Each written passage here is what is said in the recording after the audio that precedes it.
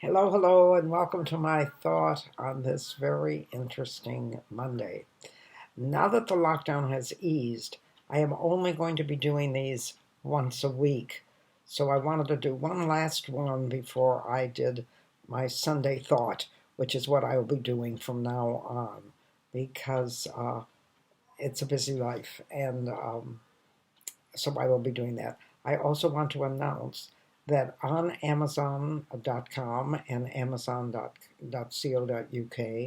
my book, Getting the Last Laugh,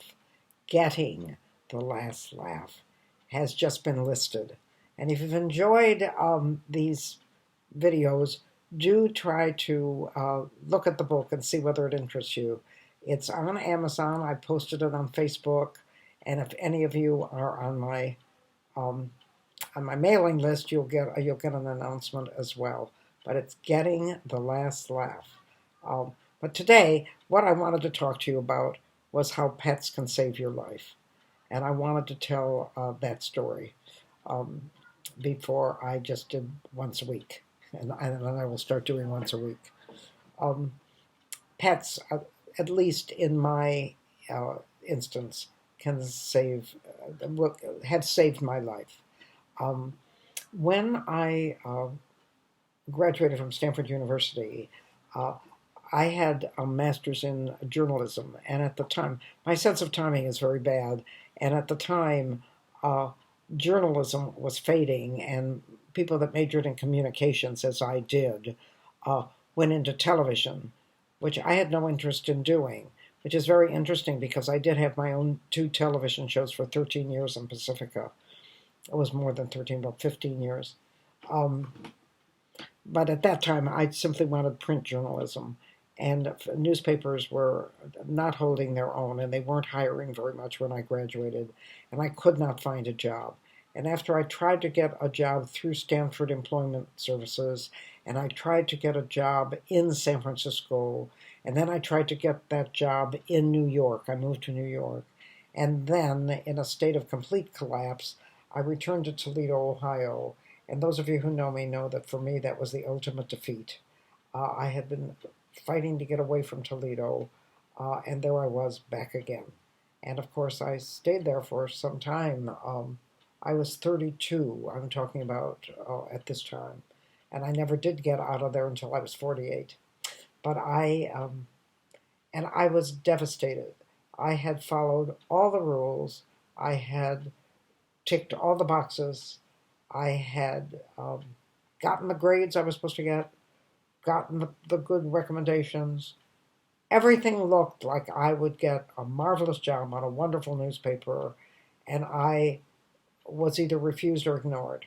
And part of that was sexism, since nobody wanted to hire a 32-year-old woman who would probably get married or get pregnant within the year, which was something that definitely was not on my agenda, since I was recovering from the two divorces and a very severe eating disorder. But that isn't how it looked to potential employers.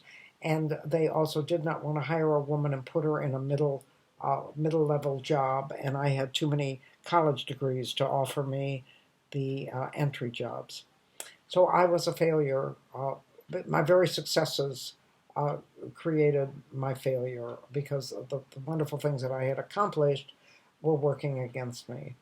And at that point, when I moved back to Toledo, my mother decided that she'd really had enough. We never got along. She was very right to do this, by the way. It sounds cruel, but she was very right to do this. And she said to my father, I don't want her living in this house.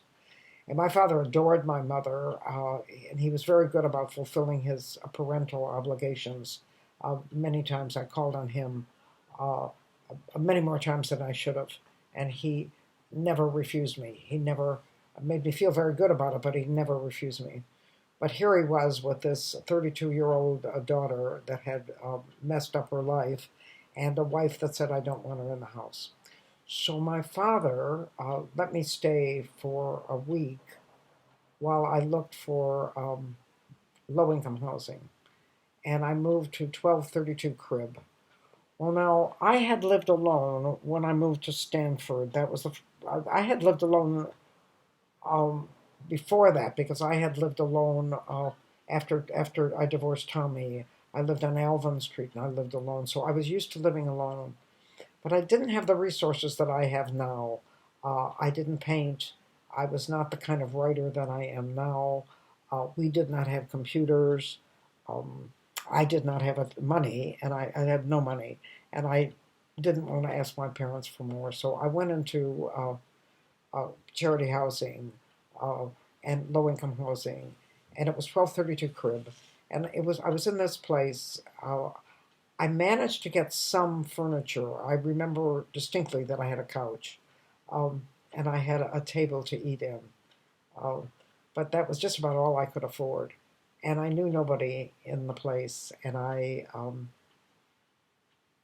was very suicidal because I couldn't seem to get any kind of a job. I kept applying to jobs, and that pretty much filled my day.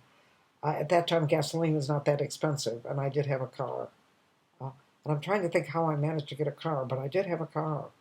Um, so I was not as bad off as I could have been, but I was not very good. And at that point, my friend Rita Herman, called me and said, I have a cat for you. And we had had dogs when I was young, and I was not that fond of the dog we had because we had a dog named Junior who was antisocial and hated everyone and he bit everyone.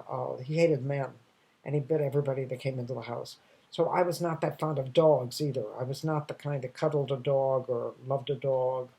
And we didn't get Junior until I was an adult. So when I was young, we didn't have a dog. Um, my aunt Tick and my Aunt Hazel both had dogs, and I never really cuddled them. I think I was a little afraid of them, and I had never seen a cat because our family is definitely not cat friendly. So I said to Rita, she said, "I have a cat for you." I said, "I don't want a cat. I don't like cats. I'm afraid of them." And Rita said, "This isn't a cat. It's a kitten. Just come and look." So you have to realize this is a 32-year-old woman who's defeated by life. I got into the car and I drove over. And I don't know about the rest of you, but I don't believe that. I believe you have to have a heart of steel not to fall in love with a kitten. They are without doubt the cutest little balls of fluff that you have ever seen. And they're lovely. And they sort of rub against you. And they're just unbelievably gorgeous. And they're teeny tiny. And, well, I fell in love with all of them. And Rita picked the little reddish one, little sort of redhead. And she said, "This is Karen, because this is Fluffy's K litter." So Fluffy had been turning out kittens for a long time. So this is the K litter. Uh, you can have, and I said, "I'm going to name her Karen." And I took her home. And I got myself a litter box. And I got a little toy. And I got some catnip and some cat food. And I cuddled that little kitty. And I loved that little kitty. And for somebody who hadn't had anybody to love, and everybody that I tried to love had rejected me and thrown me out of their houses because I had two divorces and, of course, my parents, um, I was pretty much starved for love. And that kitten pretty much gave me what I needed. I was absolutely enamored. The next day, I drove the cat to my mother's veterinarian, who was named Dr. Graber. And he was a lovely man, but you have to realize that my mother was absolutely nutty when it came to that dog. So he was pretty convinced that our entire family was flaky, and I think he was right. And I walked in and I handed him Karen. And this is really a little kitty. She couldn't have been more than 6 or 8 weeks old. She was just really little. She fit in my hand. And I handed him this kitty and I said, "This is Karen. What do I have to do to make her healthy? And she must need shots. She must need something." And he turned over the kitten and looked at the kitten and he said, "This isn't Karen. This is a boy. And he's young enough, so you can return him and get a girl if that's what you want." So I looked at him and I was already in love with this kitten. There was no way I was going to get another kitten. And I said to him, "Dr. Graber, when your mother if your mother had wanted a girl and you came out as a boy, would she have sent you back? Would have shoved you back in? Because we didn't have amniocentesis then, and that you were always surprised. You didn't know whether you were getting a boy or a girl. And he said to me, "You Miller women are all crazy." He said, "But you're going to have to neuter this cat because he's going to spray all over everybody." And I was going to neuter her anyway. And he said, "But I'll give him his shots now. What are you going to name him?" And I named him Michael Mistake. And I took him home to this crazy little place. I took him home, and I watched him play. I didn't have a television set, and kittens play. Kittens romp, and kittens leap, and kittens play. And the other thing that kittens do that dogs don't, are they are immediately housebroken. And Michael just went right to the litter. He knew just what to do. And he played. And he was with me all the time. And no matter what I did, and no matter where I went, I came home to that kitten. And I had someone to come home to. But I didn't have enough money to feed him. So I became much more determined to find a job. So I started looking. I started again. I thought, well, if I can't get a job in the newspaper, and the Toledo Blade had refused me, and so any of the local magazines, and I could not seem to get any money for my writing, maybe I could teach again. So I thought, well, I don't want to teach children again, because my teaching with children, I just wanted babies, and I loved them. I loved them so much. I used to say to them, the air is sweeter because you're breathing it. I love them. But I don't think I was teaching them that much. One of the people that does watch these videos was my former student, and her name is Rita, and she might tell you that I did teach her something, but all I did was love them very much, and very protective of them. So I thought, well, I don't want to teach children again. I still had my teaching certificate, of course. I'm going to try to teach college because I have now 2 master's degrees and a lot of honor societies under my belt. And I went to Toledo University, which at that time, I don't know what it is now, was just about the bottom of the barrel in university education. It was disgusting. But I had a cat to feed, and I was determined to feed that cat. And I was determined to keep my home at 1232 Crib.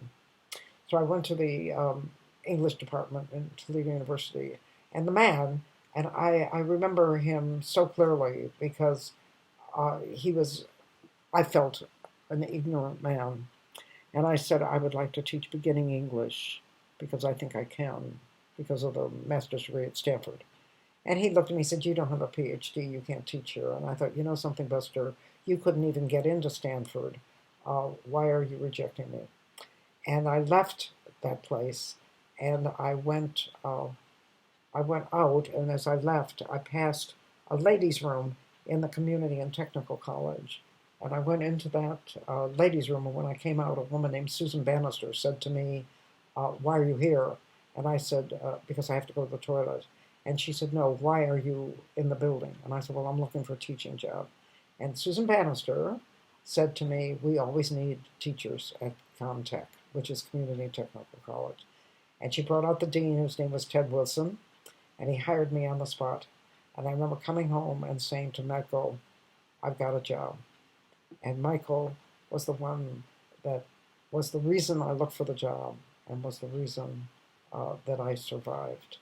And I had him then for, I think, 4 years before I got sick, went into the hospital, and when I came out, and they told me I was going to die, I decided it was time to get a dog.